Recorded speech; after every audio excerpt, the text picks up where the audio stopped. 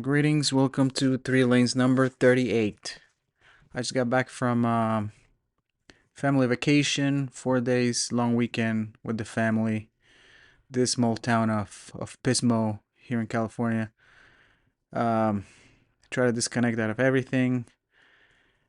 I had the week off from school, so we decided to take a mini trip, and everything was great. This small town of Pismo, relatively small town.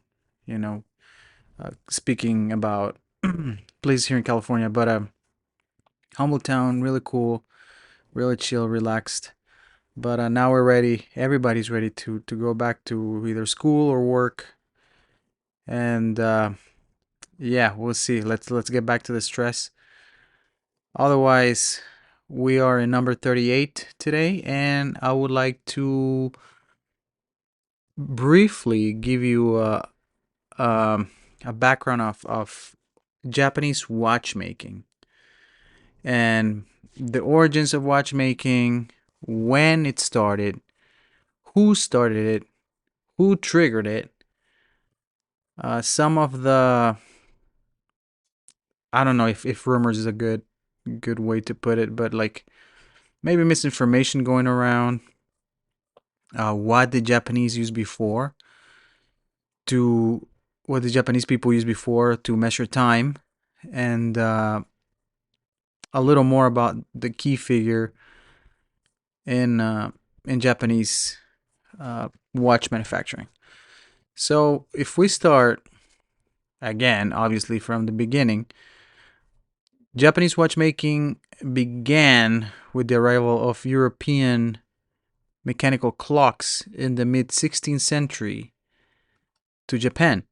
So the first documented introduction of a mechanical timepiece occurred between 1549 to 1551 when the Jesuit missionary Francis Xavier presented a mechanical clock to Yoshitaka Ouchi, the feudal lord of the Suo province, present-day Yamaguchi prefecture.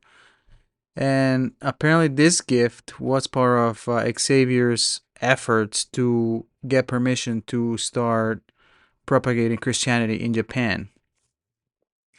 So between 1840s and 1600s, this introduction to mechanical clocks started, and there's a coincidence, or it coincided with the Japanese first contact with Portuguese traders in 1543.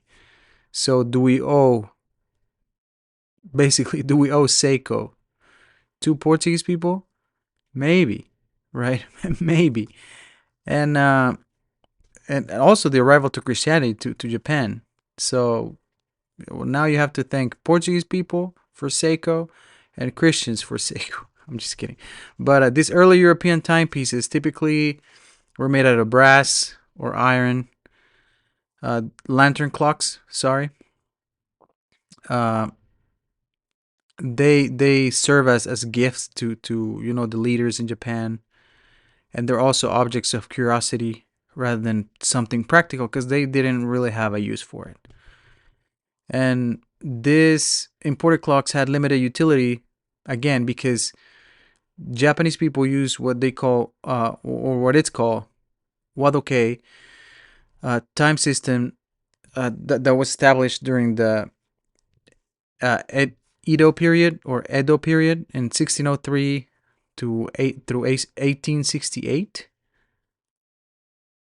And this unique way of measure time basically divided the day in two, meaning daylight and night, and it divided day and night into 6 unequal segments, and it changed length depending on the season. So the day could be longer but still would have the same 6 hours, and then the night would be shorter, obviously, but it would still be divided in 6, and vice versa. So how did it work?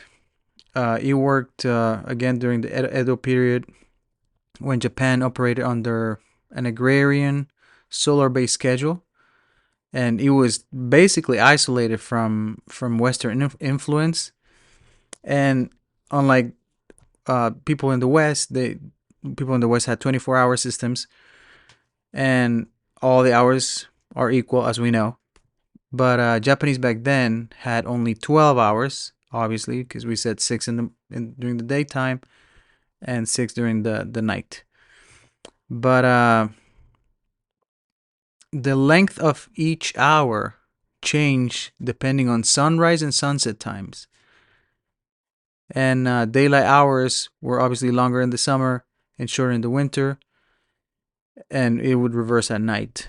So there were clocks actually to measure this type of time measuring, and it would allow the user to vary the clock speed to reflect the fluctuation between day and night intervals. The hour markers, this is something that I found interesting, were derived from the Chinese zodiac, meaning at noon it was the hour of the horse, and at midnight could be the hour of the rat. And the hour numbers ran backwards from noon/midnight for religious and historical reasons. And the clocks needed to be manually adjusted at dawn and dusk, and further seasonally to match the natural conditions of the seasons, obviously.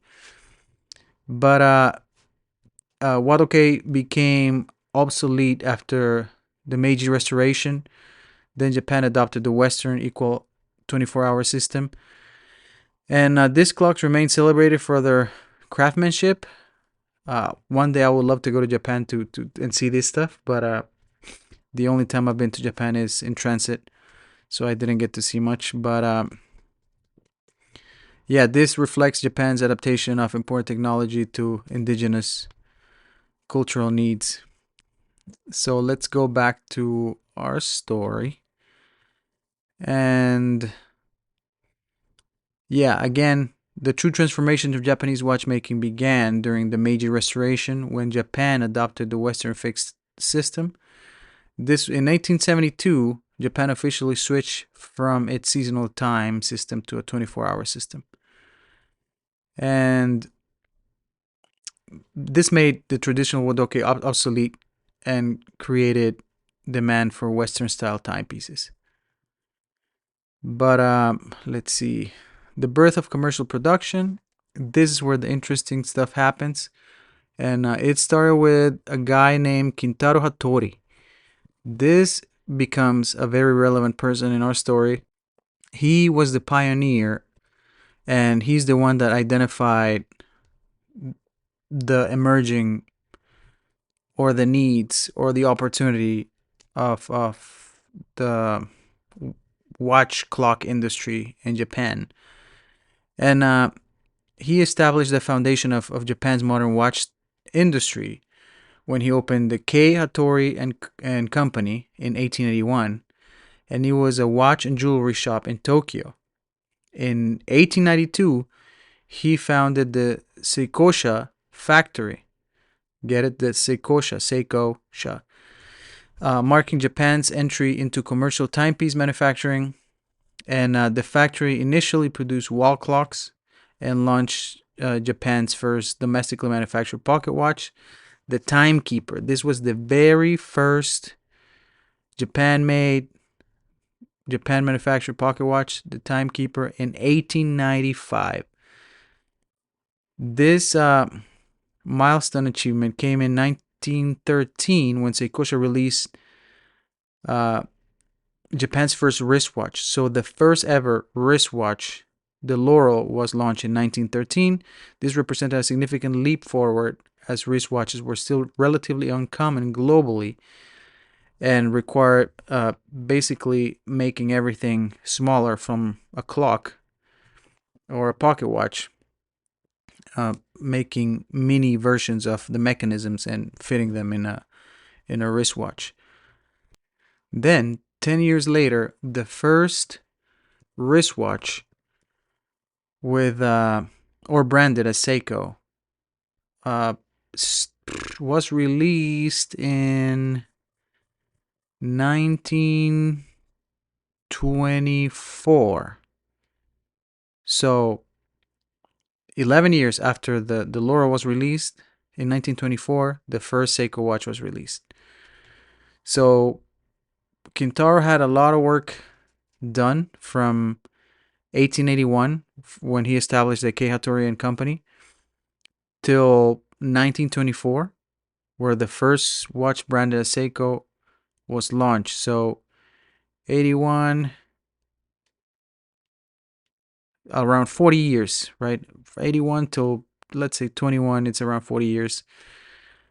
40 years took for the whole watch industry in Japan to take over. Japanese watchmaking evolved from basically copying everything that Europeans were bringing to Japan, their designs, and then they started developing unique innovations. The industry initially relied on import movement and components, but by 1910, Seiko achieved a complete in-house manufacturing capability, this including the challenging hairspring component. This vertical integration model became a hallmark of Japanese watchmaking up until today. We see it with Seiko, Grand Seiko. They basically make everything in-house. The industry's trajectory dramatically accelerated in the 20th century and culminated in 1969 with the Seiko Astron, the world's first quartz wristwatch. This innovation fundamentally changed the global watch industry and established Japan technological leadership in precision timekeeping. I know everybody kind of, well, all the mechanical watch lovers kind of like hated quartz for a while, but I know quartz having a renaissance at this moment. Now it seems like there's a balance there between quartz and mechanical watches. There's love for everything.